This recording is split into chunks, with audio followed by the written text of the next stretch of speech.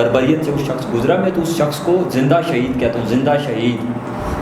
یہ بہت کم لوگوں کو یہ خطاب دیا گیا، اور یہ خطاب مجھے یاد ہے کہ انقلاب ایران میں یہ خطاب کسی بڑے آدمی کو دیا گیا تھا، زندہ شہید۔ عمران ریاض تو زندہ شہید ہے، اور وہ آپ جتنا عمران ریاض کے ساتھ کرتے رہیں گے اتنے آپ کے کپڑے اترتے جائیں گے۔ دیکھنا یہ ہے کہ آپ کپڑے کہاں تک اتارنے کے لیے تیار ہیں۔ ریاض صاحب نے آپ کے لیے بڑی آواز اٹھائی اور اپنے فورم کو استعمال کیا، آپ کے ساتھ گھر والوں کے ساتھ ادھر بھی ہائی کورٹ میں بھی وہ موجود تھے، تو ان کو بھی حاج پر نہیں جانے دیا گیا۔ دیکھیں سر یہ بھی ایڈ بھی تھوڑا سا کیجیے گا، عمران ریاض نے وہ بندہ ہے اس کو اتنی فسطائیت کا شکار رہا ہے پچھلے 1 سال سے، اور اتنی اس ملک میں اتنی فسائی کا شکار ہونے کے باوجود بھی، اپنے ساتھ ظلم ہونے کے باوجود بھی وہ آپ کے لیے آواز اٹھاتے رہے۔ اور ان کے لیکن عمران ریاض کو میں زندہ شہید کہتا ہوں۔ کیا کہتا ہوں؟ زندہ شہید۔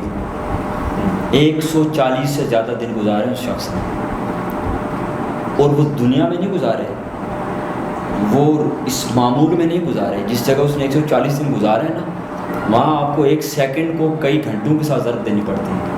تو عمران ریاض ایک زندہ شہید ہے، زندہ شہید۔ ایک عمران ریاض صاحب سے جب وین ہی واز آؤٹ، اور وہ ظاہر اپنے کام وام کرتے تھے سارے، شاید ہمیں کبھی ان کے ساتھ کہیں کوئی پولیٹیکل ان کے نیریٹو پہ یا ریٹرک پر یا ان کے نیریٹو سے اختلاف ہوا ہو، یا بات کرنے بیان کرنے کے طریقے سے شاید اختلاف ہوا کسی دور میں، لیکن عمران ریاض نے جو فسطائیت اور جبر اور ظلم اس نے دیکھا، اور جس بربریت سے وہ شخص گزرا، میں تو اس شخص کو زندہ شہید کہتا ہوں، زندہ شہید۔ یہ بہت کم لوگوں کو یہ خطاب دیا گیا، اور یہ خطاب مجھے یاد ہے کہ انقلاب ایران میں یہ خطاب کسی بڑے آدمی کو دیا گیا تھا، زندہ شہید۔ عمران ریاض تو زندہ شہید ہے، اور وہ آپ جتنا عمران ریاض کے ساتھ کرتے رہیں گے اتنے آپ کے کپڑے اترتے جائیں گے۔ دیکھنا یہ ہے کہ آپ کپڑے کہاں تک اتارنے کے لیے تیار ہیں۔ وہ تو کھڑا ہے، دیکھیں نا، ایک وقت آیا کہ اس کے لیے جو ظلم ہے وہ معمول ہے عمران ریاض کے لیے۔ تو عمران بھائی کا شکریہ بہت ظاہر ہے، جو جس کرب سے وہ گزرے ہیں۔ جب آپ کسی کرب سے گزرتے ہیں تو آپ دوسرے کے کرب کو محسوس کر سکتے ہیں۔ تو آئی سیلیوٹ ہم، اور ہم پہلے بھی ان کے لیے بولتے تھے، انشاءاللہ اللہ نہ کرے کبھی ان کے لیے بولنا پڑے مزید، ہمیشہ کھڑے رہیں گے۔ بہت شکریہ جی، معاف کرتے ہیں بہت سے لوگوں نے عمران ریاض خان کی ذہنی صحت کے حوالے سے، کیونکہ یہ کتنا غیر مناسب ہے کہ کسی ایسے شخص کے بارے میں یہ بات کہنا جس نے یہ سب فیس کیا ہو، انفورس ڈس اپیرنس جیسے اتنے سینسیٹیو معاملے پہ سوچے سمجھے بغیر۔ یہ وہ جن صاحب نے بھی کیا، ظاہر وہ مینٹلی فٹ تو نہیں ہے، ایک نہ وہ ایتھیکلی فٹ ہیں، وہ صاحب جو بھی ہیں وہ مینٹلی اور ایتھیکلی فٹ نہیں ہیں، اور وہ اخلاقی اور انسانی طور پر کہیں پر بھی جسٹیفائڈ نہیں ہیں۔ وہ آپ ان کو انسانی پیرائی میں بھی دیکھیں تو وہ ظاہر ہے وہ آپ کو بڑے کمتر نظر آئیں گے، اور اخلاقی پیرائی میں بھی دیکھیں تو۔ عمران ریاض کے بارے میں میں نے یہ سنا کہ کسی صاحب نے یہ بات کی، میں تو نام ہی نہیں لینا چاہتا، تو یہ ایسے ہی ہے کہ کسی خاتون کے ساتھ ریپ ہو جائے نا، اس کے بعد آپ اسے ریپ کا تانا دیں، تو یہ جتنی رذیل اور جتنی چھوٹی اور گریوی بات وہ ہو سکتی ہے، یہ اتنی گریوی بات ہے۔ اور جو عمران صاحب نے بات کی کہ ذرا آپ یہ بتائیے کہ جو میں غائب ہوا اور جس ظلم اور بربریت سے اور جس جبر سے میں گزرا، تو کرنے والے کون تھے؟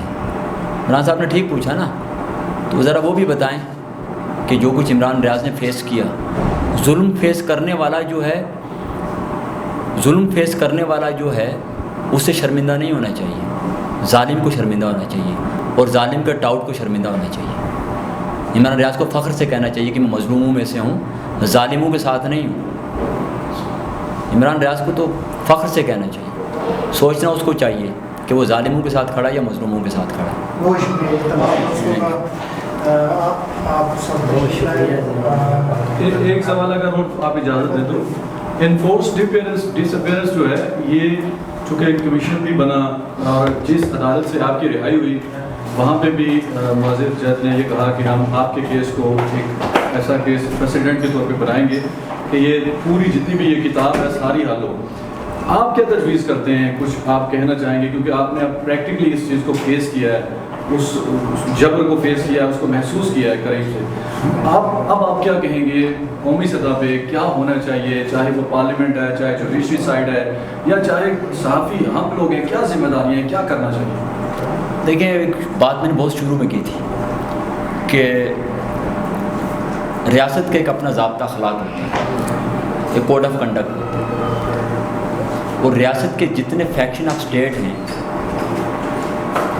وہ اپنی حیثیت میں کام تو نہیں کر رہے، عدلیہ اپنی حیثیت میں کام نہیں کر رہی، پارلیمنٹ اپنی حیثیت میں کام نہیں کر رہی، عدلیہ اپنی حیثیت میں موجود ہی نہیں ہے۔ عدلیہ ایک وہم ہے پاکستان کے اندر، پارلیمنٹ پاکستان کے اندر ایک وہم ہے، اس کا وجود کوئی نہیں ہے، سمجھ رہے؟